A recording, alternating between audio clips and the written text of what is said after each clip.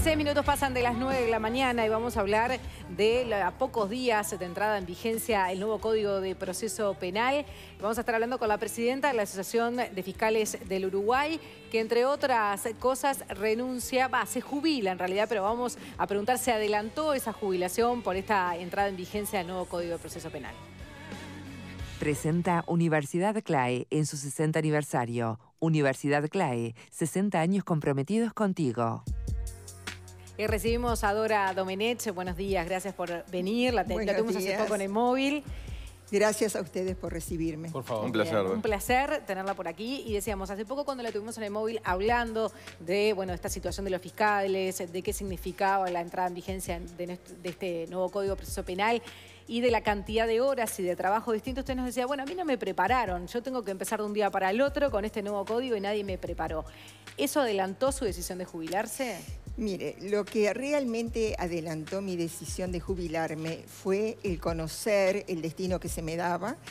Es decir, cuando supe que iba a una fiscalía de código viejo, imaginé con la experiencia que he recogido en estos larguísimos años de trabajo que iba a ser extenuante, inabarcable, y lamentablemente no estoy hoy en una situación familiar que me permita desaparecer de mi casa todos los días de mi vida, desde la mañana hasta la noche. No debería pasarle a nadie eso, ¿no? Tener una tarea que sea extenuante e inabarcable. Nuestro compromiso es con los plazos procesales. Eso mismo está consignado en la ley orgánica que nos rige, una ley orgánica severísima que solamente prevé sanciones, faltas y sanciones, y ningún derecho, dijera el propio laboralista que la examinó. Pero estamos hablando de justicia y que justamente no se respeten los derechos de los fiscales. Bueno, fuertes. Por eso es muy llamativo que un senador de la República, haciendo mención a los sueldos que ganamos, insinuando que son muy buenos sueldos. Concretamente el senador Charles Carreras, para decirle a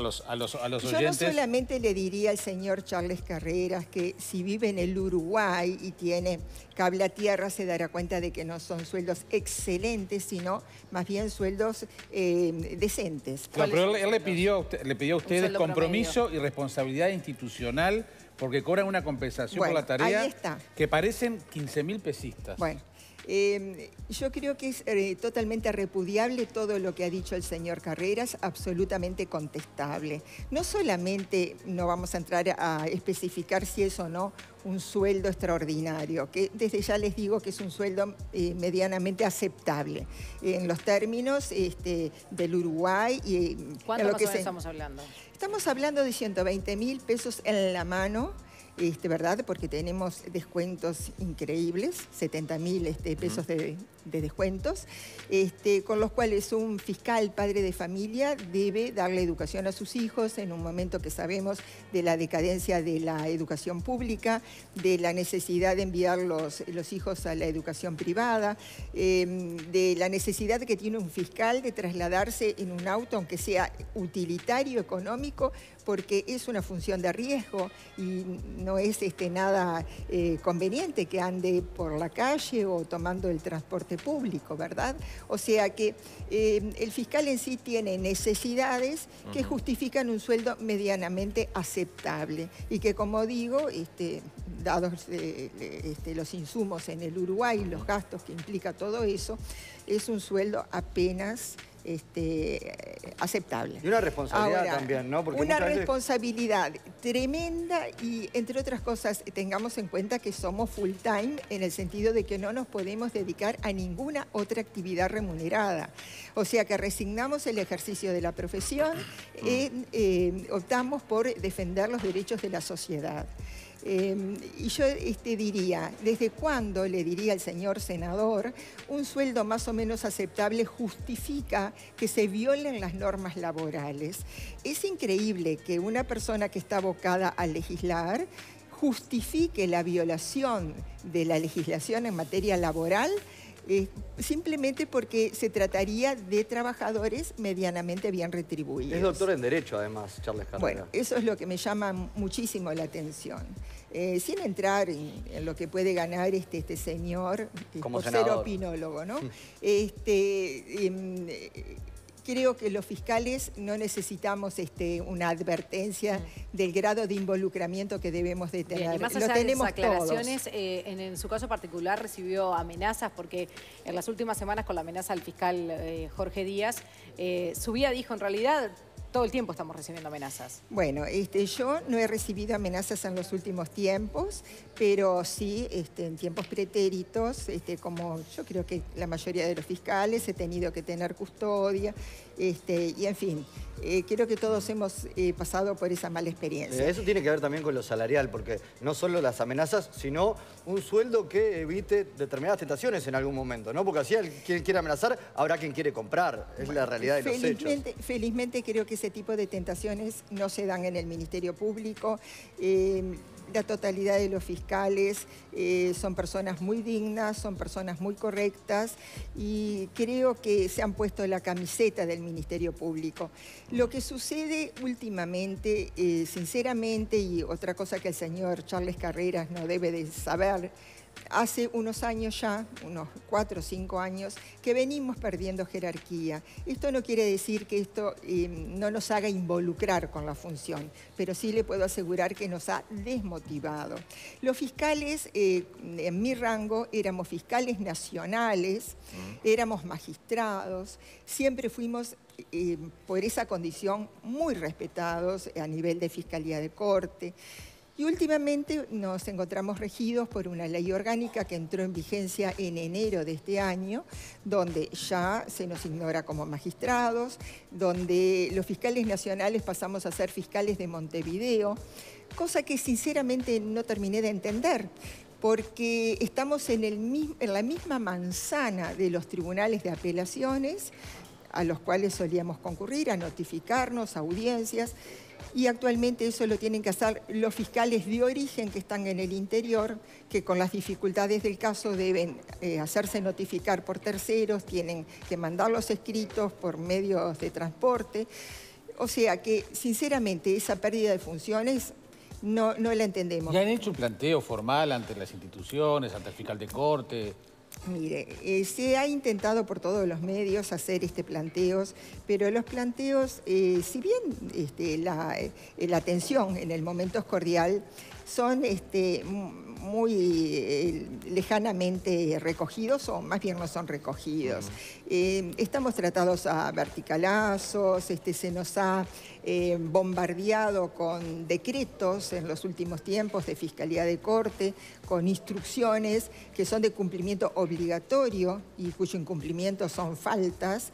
Yo traje acá la ley orgánica porque es interesante, porque yo digo que cuando un senador de la República sale a hablar de un tema, sería conveniente que previamente se instruyera sobre el tema. Estamos regidos por una ley orgánica que tiene todo un capítulo de faltas que pueden cometer los fiscales y de sanciones que se les pueden aplicar por esas faltas. Y como falta grave, el fiscal puede incurrir en falta grave en el caso del vencimiento de un plazo procesal. Es decir, eso que nosotros cuidamos en forma, vamos a decir, básica, primaria de siempre, porque el fiscal debe cumplir estrictamente esos plazos, es decir, si se debe pronunciar en 72 horas o en 6 días o en 15 días o tiene 20 días de plazo para emitir su dictamen. Eso indudablemente es sagrado, si se quiere, y lo hemos hecho siempre de esa manera, porque va en la naturaleza de la función. Ahora, esto ha sido recogido en esta ley orgánica como el incumplimiento de esos plazos procesales como una falta grave. Pero con todos los casos que tienen ahora cada uno, en turnos de 24 horas, ¿cómo hacen? Quiero llegar a eso y al motivo de mi jubilación. Si es una falta grave, dejar vencer un plazo procesal, si es una falta grave, no ir a las audiencias, porque la asistencia es absolutamente obligatoria y las audiencias son inabarcables, ¿cómo puede ser que 4 fiscales que heredaron el trabajo de 24 puedan cumplir estrictamente con todos los plazos procesales, con todas las audiencias, sin errar en su actividad? El fiscal Viana, además de renunciar, dijo que había muchos fiscales buscando justamente asegurarse y tener el respaldo de abogados también. ¿Puede ser por esas consecuencias?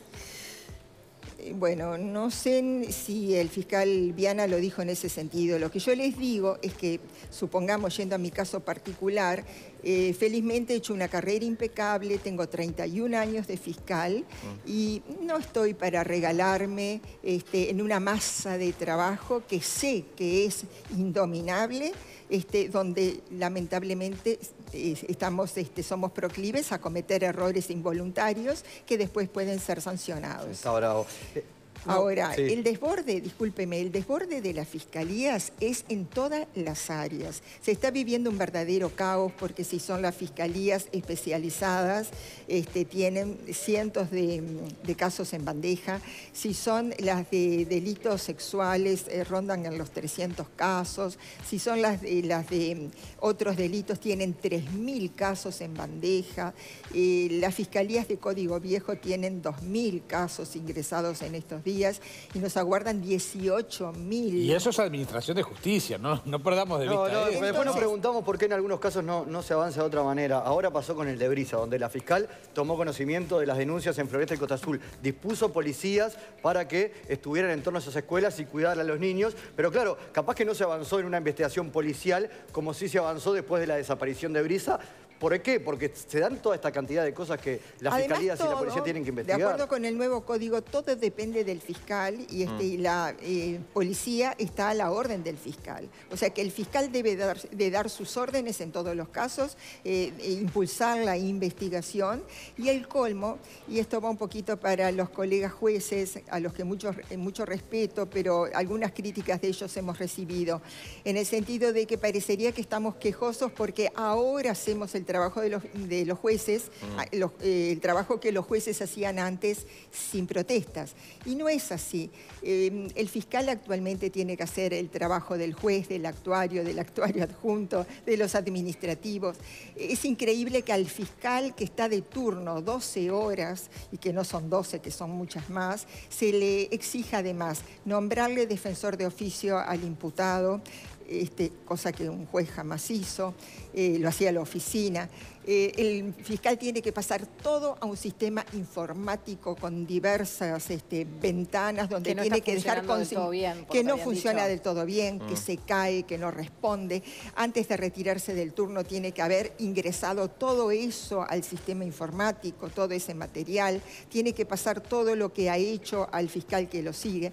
Bueno, por el mismo sueldo de antes, ¿no? Pero por supuesto, sin pago de horas extras ni nocturnidad. Es un trabajo full time. Y déjenme hablar de los fiscales del interior que merecen una consideración especial. Yo cuando salga de este programa me voy para la asociación a leer diversas cartas pidiendo apoyo de parte de fiscales del interior. Imagínense en que en el interior la situación, si se quiere, es mucho peor que en Montevideo. ¿Por qué?